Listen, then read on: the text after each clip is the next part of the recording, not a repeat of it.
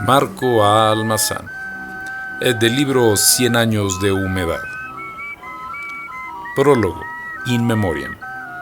A mi primo Numa Pompilio, que en paz descanse, le gustaba soplarle a la botella de cuando en cuando, moderadamente, con discreción, si bien con perseverancia y disciplina, con prudencia y, yo diría que hasta con delicadeza. Nunca fue bebedor de alboroto, tumulto o desorden. Jamás vociferó ni le dio por sentirse muy macho, ni por abrazar al vecino de barra, ni por lloriquear, ni por mentar madres, ni por desafiar a la autoridad, ni por decirle al cantinero que él era su padre y que todos los gachupines eran unos tales por cuales, ni por hablar mal del gobierno, a pesar de que estaba empleado en el gobierno. Nada de eso. Numa Pompilio, que era filósofo y matemático, entraba en el bar o en la cantina que se atravesaba en su camino, siempre fue un gran caminante, se instalaba en un rincón y pedía su copa. Invariablemente llevaba consigo una libreta de apuntes en la que anotaba sus pensamientos y sus ecuaciones algebraicas. Pedía una segunda copa, seguía pensando, calculando, anotando, escanciaba una tercera, a veces una cuarta y una quinta. Mingitante también moderado iba 2 o 3 veces a hacer lo suyo, preciándose del correcto funcionamiento de sus riñones. Ni en plan de manantial, pero tampoco de cuentagotas. Después pedía la cuenta, pagaba, dejaba propina, deseaba las buenas tardes o las buenas noches a quien lo había atendido y salía del establecimiento con la cabeza llena de silogismos y de logaritmos, pero con el paso firme y la verticalidad intacta. Tales eran las incursiones de mi primo Numa Pompilio por los feudos de Baco. Mas hete aquí que una noche aciaga, cuando más acelerado traía el cerebro a causa de una confrontación que estaba haciendo del ideal de la humanidad de Karl Kraus, quien vivió de 1781 a 1832, con el neocriticismo que se produjo en la segunda mitad del siglo pasado por el movimiento de regreso a Kant, se le ocurre por sus pecados hacer escala en una cantinucha que en aquel entonces, hablo de hace más de 50 años, funcionaba en la calle de Mosqueta, en la bronca colonia del Guerrero, en la capital de la República. Ya dije que Numa Pompilio era gran andador. Había salido el hombre de la Secretaría de Agricultura y Fomento, donde prestaba sus servicios vespertinos. Los matutinos los dedicaba a la Biblioteca Nacional. Y camina que te camina, piensa que te piensa, calcula que te calcula, infla que te infla.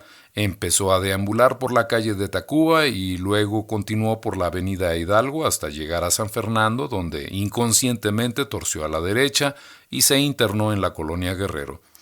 Siguió por las calles del mismo nombre y eventualmente arribó a la citada de Mosqueta, que tenía fama de ser madriguera de antijuaristas, no tanto por sus convicciones políticas, sino por su falta de respeto al derecho ajeno y sobre todo por sus arbitrarias ideas acerca de la distribución de la propiedad privada.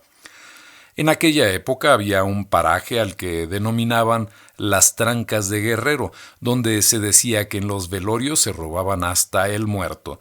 Los rateros después vendían los huesos a las fábricas de botones. Mas no divaguemos. Queriendo hacer pis, Numa Pompilio vio abierto un modesto expendio de aguas fuertes y en él entró. Tan ensimismado iba en su problema filosófico que no se percató de la sordidez del antro ni de la mala catadura de la parroquia, que lo miró de soslayo. Tan no se fijó o no le dio importancia que optó por sentarse en un rincón, tanto para anotar un concepto kantiano que le había venido súbitamente a la cabeza, como para pedir una copa y justificar así el uso que había hecho del urinario. Ya he explicado que mi primo era persona justa, ecuánime y delicada. Nunca se supo a punto fijo cuántas fueron las copas que Numa Pompilio bebió aquella noche en la taberna de la calle de Mosqueta. Lo mismo pudieron haber sido 3 que 15, 5 que 20. Él mismo jamás recordó cuántas acumuló entre pecho y espalda. Pero el caso fue que, sea por la extenuación mental que le había originado el cotejo entre Kraus y Kant, sea por la calidad de la marranilla que le sirvieron, sea por lo que ustedes quieran, Numa Pompilio se quedó dormido, de bruces, sobre la mesa, y entonces vino un alma poco escrupulosa y le robó los zapatos. Los zapatos de mi primo, lector, no tenían nada extraordinario.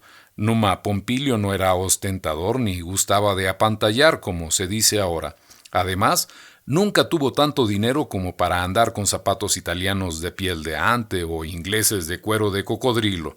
Yo no llegué a conocer aquellos zapatos, pero puedo asegurar que eran comunes y corrientes, como los que en este momento traemos puestos usted y yo. Zapatos que cumplen con un cometido, que cuestan una razonable cantidad de pesos, que aprietan un poquito al principio. Zapatos a los que damos lustre de vez en cuando y que nos calzamos por las mañanas y nos quitamos por la noche sin dedicarles el más mínimo pensamiento. Sin embargo, aquellos zapatos dieron inmortalidad a mi primo Numa Pompilio, no por su origen, manufactura, forma, calidad o hazañas posteriores, sino simplemente porque le fueron robados cuando se quedó dormido en una piquera de la calle de Mosqueta. Numa Pompilio plantó árboles y escribió libros. No tuvo hijos porque prudentemente consideró que el matrimonio podría interferir con sus disciplinas filosóficas y sus cálculos matemáticos, por no hablar de sus hábitos bebetorios. Numa Pompilio construyó puentes, trazó caminos, hizo alcantarillas, enamorado de la naturaleza, emuló al ingeniero don Miguel Ángel de Quevedo, apóstol del árbol, y dedicó sus fines de semana y sus vacaciones a recorrer los lomeríos de Santa Fe, las agrestidades, neologismo suyo, de Coajimalpa y las faldas del Ajusco, sembrando pinos. Fue autor de un proyecto para dotar a la ingrata Ciudad de México de un sistema de avenidas de desahogo, lo que ahora se llama viaductos o periféricos, intuyendo el monstruoso crecimiento de la capital y que, de haberse construido a tiempo en aquella época, hubieran ahorrado muchísimos dolores de cabeza a don Ernesto P. Uruchurtu y sus neuróticos sucesores. Numa Pompilio ideó un sistema para aprender el alemán en 3 fáciles lecciones. Creo que esto implicaba el mandar traer a 3 muchachas de Alemania, pero no estoy muy seguro. Anticipándose a la electrónica y a la cibernética, auguró la posibilidad de que el hombre pudiera dedicarse exclusivamente a la especulación de la mente y a la contemplación espiritual, en tanto que la maquinaria, ideada y construida por el hombre, se convertiría en su fiel esclava para desempeñar labores puramente físicas o mecánicas, mediante la periódica sustitución de las piezas que se gastaran y el suministro de corriente eléctrica o simplemente de inyecciones de mexolina.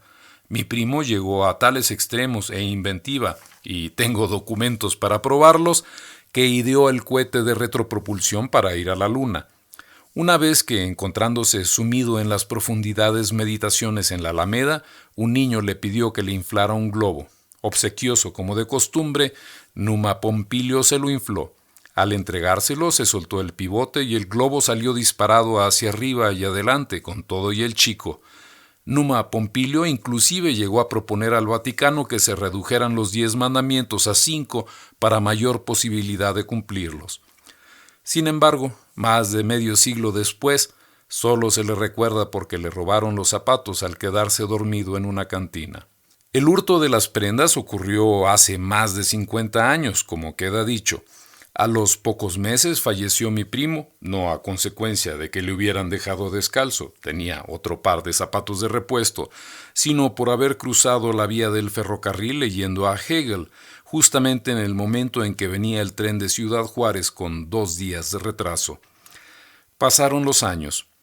Cada vez que alguno de la familia mencionaba a Numa Pompilio, lo cual era poco frecuente, no faltaba una abuela, una tía abuela, una prima, una sobrina o una entenada que lo identificara como aquel depravado que una vez se emborrachó, se quedó dormido en la cantina y le robaron los zapatos. Invariablemente eran mujeres las que hacían el comentario. Los varones de la familia nos absteníamos a sacarlo a relucir por aquello de las dudas, pues nunca sabe uno por dónde pueden agarrarlo. Con el tiempo el incidente pasó del singular al plural. Ya no se habló de la ocasión única en que ocurrió el percance, sino que se dio por multiplicada. ¿Numa Pompilio? Arrugaba la nariz alguna señora al oír mencionar a nuestro pobre pariente. Ese fue un borrachín que se quedaba dormido en las cantinas y le robaban los zapatos. Como si esto hubiera ocurrido todos los días de su vida, cuando menos de su vida adulta.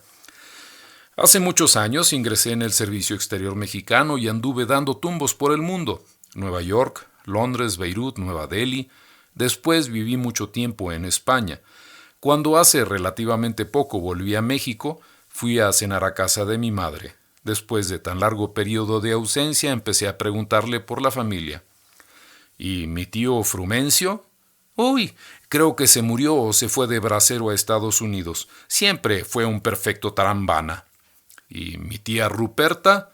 También murió, aunque dicen que ahora se aparece todas las noches de luna llena junto al pozo en el patio de su casa allá en Coyoacán. ¿Te acuerdas?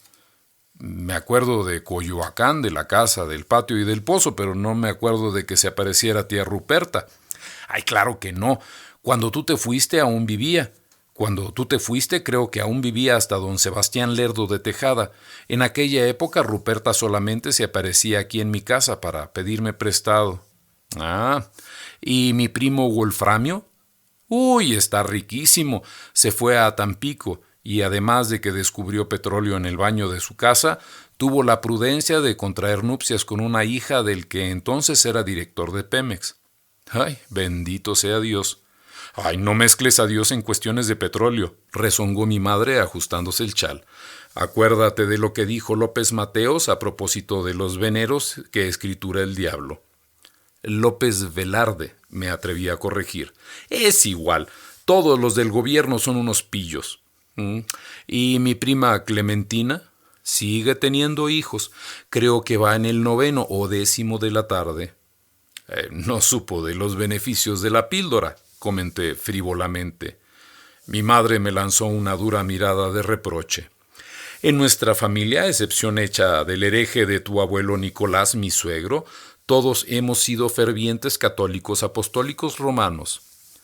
Mi abuelito Nicolás tuvo 17 hijos, salía en su defensa. Reconocidos, por otros lados, sepa Dios. Además, en su época no existía la dichosa píldora, y aunque hubiera existido era tan terco que no creo que la hubiera tomado. La píldora no la toman los hombres, mamá. Yo no sé de esas cosas, puso punto final a la discusión mi señora madre. Tras un breve comercial, volví a preguntar por miembros de la familia a los que no había visto en años y años. ¿Y mi tío Bernardino? Murió respetablemente. Quiero decir que en su lecho de muerte se arrepintió de haber prestado dinero toda su vida al 10% mensual. ¿Y mi tía Sebastiana? Ay, sigue en el manicomio. ¿Y su hija, mi prima Meche? Merceditas, sonrió beatíficamente mi madre. Dios la bendiga, siempre tan buena, tan recatada, tan dulce, tan amiga de hacer caridades. Profesó de monja clarisa y ahora está en un convento en el Perú. Con el achaque de encender un cigarro hice una pausa para recordar en mi fuero interno a mi prima Meche. La vi en mente cuando tenía 16 años y yo 18 o 19.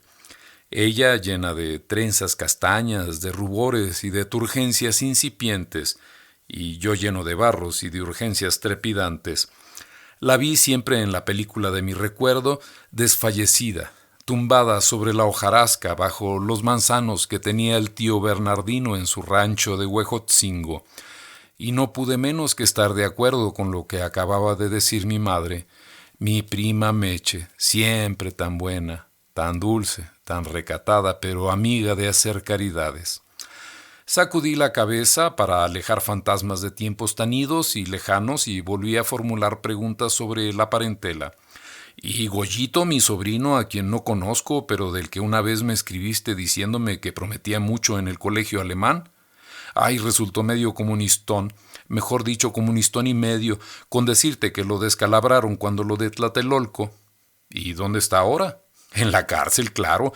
El otro día lo fui a ver. ¿Quieres algo?, le pregunté, pensando que me iba a pedir cigarros o un cobertor. Sí, tía abuelita, me dice él, que siempre fue muy cariñoso conmigo y por eso lo quiero tanto, a pesar de su manifestado marxismo-leninismo. Quisiera un manual de cetrería, me dice. ¿Y eso qué es?, le pregunto inocentemente. Es el arte de criar halcones, me responde. ¿Y para qué quieres criar halcones, muchacho?, volví a preguntarle bastante extrañada, como podrás imaginarte. Mi madre bebió un sorbito de chocolate y continuó. Yo de joven crié palomas y pichones, y aunque la gente decía que traían mala suerte, y efectivamente me la trajeron, puedo asegurarte que en los días de mi vida se me ocurrió hacerles las barbaridades que Goyito quería hacer con los dichosos halcones. La señora se estremeció y volvió a rebujarse. ¿Será que me estoy haciendo vieja, pero francamente no entiendo a la actual generación? Tu hermana dice que estoy fuera de onda. No sé por qué, puesto que me paso el día y buena parte de la noche viendo la tele. Me encanta el señor Barrios Gómez, porque es muy decente. Se hacía tarde y decidí inquirir acerca de un último allegado, a sabiendas de que hacía años que estaba bajo tierra y a sabiendas también de cuál iba a ser la respuesta. ¿Y mi primo Numa Pompilio? Mi madre bebió un último sorbo de chocolate e hizo un gesto de displicencia. ¡Ay, ese fue un borracho que se quedaba dormido en las cantinas y le robaban los zapatos! Numa Pompilio, hombre bueno, amable y sapiente, hombre que sembraba árboles y dialogaba con los pájaros, hombre metido en complicadas filosofías y abstrusas matemáticas, hombre de tan altos vuelos que murió arrollado por un tren que venía con 48 horas de retraso. Numa Pompilio, primo mío, si estuviera dentro de mis posibilidades, nada me agradaría más que brindarte una copa y un par de zapatos, aunque sé que en el sitio donde te encuentras no te hacen maldita la falta. Ofrezco, pues, este librito en tu memoria. Sé que con él perpetúo la tradición de que una vez te embriagaste, te quedaste dormido y te robaron los zapatos, pero así como tu vida fue variada y diversa, en este volumen hablo en los primeros 5 o 6 capítulos sobre temas relacionados con Baco, a quien también rindo pleitesía y acatamiento, y después me lanzo por muchos otros caminos, al igual que tú te lanzaste por tantos y tantos, con tu libreta de apuntes en el bolsillo. Lleva 50 años de ser recordado por aquel incidente. Ahora yo los prolongo otros 50, que son los que espero que se venda el libro. No importa, 50 y 50 hacen 100. 100 años de humedad. Después de ellos, no habrá quien nos recuerde ni a ti, ni a tus zapatos, ni a mí, ni a mi libro. ¡Salud!